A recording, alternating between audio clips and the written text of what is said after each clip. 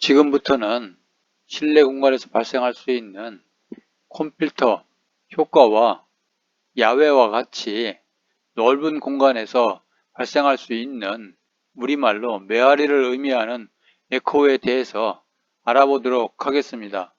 우선 컴필터 효과 또는 컴필터 왜곡이라고 하는 것은 예를 들면 천장이나 바닥 또는 벽이나 가구 이와 같은 물체에서 반사가 일어났을 때에 직접음과 반사음이 귀에 도달하는 시간의 차이에 따라서 어느 특정한 주파수에서 음압 레벨이 크게 감소하는 현상을 컴필터 효과라고 합니다. 여기서 직접음과 반사음이라고 하는 것은 그림에서 보여지는 바와 같이 이 스피커에서 나온 소리가 좀 전에 설명했던 천장이든 바닥이든 벽이든 또는 가구든지 간에 이들과 관계없이 이 스피커로부터 나온 소리가 바로 이 청취자, 즉 여러분들의 귀로 들어가는 소리의 성분을 가리켜 직접음이라고 합니다. 다시 정리를 하면 스피커에서 귀로 직접 들어가는 소리를 가리켜 직접음이라 한다, 이런 의미입니다. 반면에 반사음이라고 하는 것은 스피커에서 나온 소리가 위에서 얘기했던 물체에서 반사가 되고 난 다음에 귀로 들어가는 소리를 반사음이라고 합니다. 다시 말해서 아래 그림에서 보여주는 바와 같이 스피커에서 나온 소리가 책상에서 한번 1차 반사가 일어난 다음에 이 소리가 청취자, 즉 여러분의 귀로 들어가는 그러한 소리 성분을 반사음이라고 하는 것입니다. 물론 이 반사음이라고 하는 것은 이러한 물체들에 의해서 반사가 일어난다고 설명을 드렸는데, 이때 반사라고 하는 것은 이 그림에서 보여지는 바와 같이 한 번만 반사가 일어날 수도 있고 두 번 반사가 일어날 수도 있고, 다시 얘기해서 1차 바닥에서 그리고 2차 천장에서 반사가 일어난 다음에 여러분 귀에 들어갈 수도 있고요. 또는 1차, 2차, 3차 이상 여러 번 반사가 일어난 다음에 여러분 귀에 들어갈 수가 있습니다. 이와 같이 직접음과 반사음 사이에 있어서는 어떤 차이가 있느냐? 동일한 스피커에서 발생된 소리가 여러분의 귀로 들어올 때 직접음과 반사음 사이에는 시간 차이가 생긴다고 하는 것이죠. 한번 보시면 이렇습니다. 이와 같이 스피커에서 직접 들어온 소리는 직접음이라고 하고, 책상에서 한번 반사된 소리는 반사음이라고 정의를 했죠.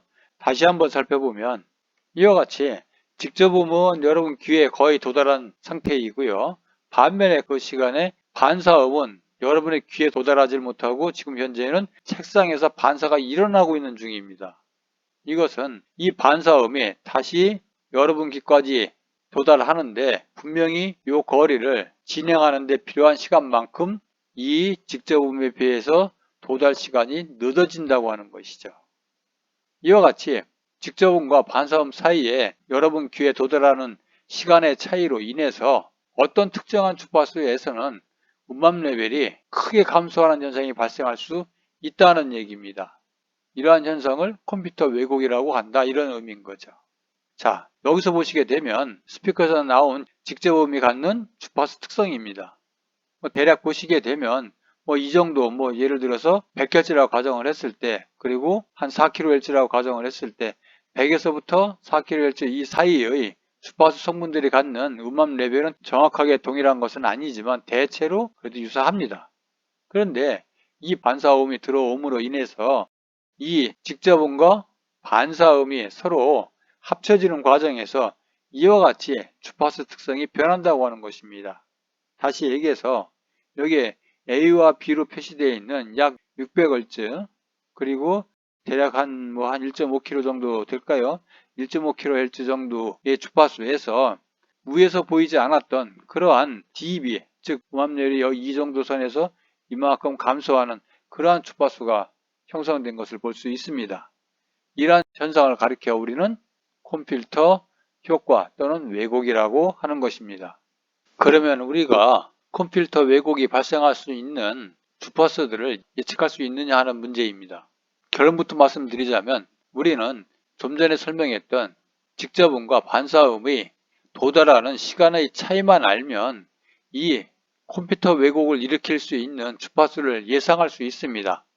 다시 말하면 음압 레벨이 크게 감소하는 컴퓨터 왜곡을 일으키는 주파수는 이와 같은 식에 의해서 예측이 가능하다는 의미입니다. 여기서 FC라고 하는 것은 컴퓨터 왜곡을 일으키는 주파수라고 할 수 있죠. 대신에 이 N이라고 하는 것은 1, 3, 5, 즉 홀수를 얘기합니다. 여기서 1, 3, 5, 7, 9 이런 형태의 홀수라고 하는 것은 첫 번째 dB 만들어지는 주파수, 두 번째 dB 만들어지는 주파수, 세 번째 dB 만들어지는 주파수 이런 형태의 값이라고 할 수 있습니다. 반면에 여기에 있는 TD라고 하는 값 자체가 좀 전에도 설명을 드렸던 직접음과 반사음 사이에 귀에 도달하는 시간의 차이를 의미하는 것입니다. 따라서 우리가 이들 사이의 도달 시간 차이만 알면 어떤 주파수에서 컴퓨터 왜곡이 일어나는지를 알 수 있다, 이런 의미입니다. 한번 예를 들어서 설명을 해보도록 하겠습니다. 보시는 바와 같이 직접음과 반사음 사이의 지연시간이 1ms, 1ms라고 하는 것은 다른 말로 1000분의 1초를 의미하는 것이죠. 1ms일 때 첫 번째 딥, 즉 첫 번째 컴퓨터 왜곡을 일으키는 주파수는 바로 여기에 첫 번째니까 n이 1이 되겠죠. 그 다음에 이 식을 계산한 것이 바로 500Hz입니다. 반면에 그러면 두 번째 또는 세 번째에 나타날 수 있는 컴퓨터 왜곡이 발생하는 주파수는 이 n 값에 3과 5를 대입하면 바로 1500Hz와 2500Hz로 계산이 되겠죠. 해서 첫 번째 딥은 500Hz에서 두 번째는 1500에서 세 번째는 2500에서 마찬가지로 네 번째인 경우에는 여기에 7이라는 호수값을 대입하면 그 이 주파수가 나오겠죠. 이런 식으로 우리가 컴퓨터 왜곡을 일으킬 수 있는 주파수를 예측할 수 있다, 이런 뜻입니다. 그러면 컴퓨터 왜곡이 갖는 특징에 대해서 한번 알아보도록 하겠습니다. 우선 제일 첫 번째로 이 식에서 요 TD, 즉 지연시간이 증가하면 이 값이 커지면 첫 번째 DV 주파수가, 즉 이 FC가 낮아지죠. 이 값이 커지게 되면 이 값이 낮아진다는 의미가 되겠죠. 따라서 첫 번째 DV 주파수가 낮아지면서 DV 숫자가 늘어난다. 즉 이 첫 번째 DV 이 앞으로 내려오면서 점차적으로 이런 DV 만들어지는 주파수의 숫자가 늘어난다, 이런 뜻입니다. 두 번째로는 실내 공간이 커서 지연 시간이 길어지면 컴퓨터 왜곡이 잘 지각되지 않는다, 이러한 특성을 가지고 있고요. 반면에 작은 공간, 예를 들면 스튜디오 같은 경우죠. 작은 공간에서는 지연 시간이 짧아서 지각되기가 쉽다. 지연 시간이 짧다고 하는 것은 공간이 작기 때문에 어떤 물체에 의해서 반사가 된 이후에 내 귀에 들어오는 그 시간의 지연 차이가 짧아질 수밖에 없는 거죠. 마지막으로 하나의 음원을 두 개의 마이크로 지음할 때에도 마찬가지로 발생할 수 있다. 왜? 앞 PPT에서도 보여준 것처럼 똑같은 스피커에서 나온 소리라고 하더라도 두 개의 마이크를 사용하게 되면 그 마이크의 위치에 따라서 스피커에서 나온 소리가 마이크에 도달하는 시간에 차이가 발생할 수 있기 때문에 그 차이에 의해서 컴퓨터 왜곡이 발생할 수 있다, 이런 의미입니다.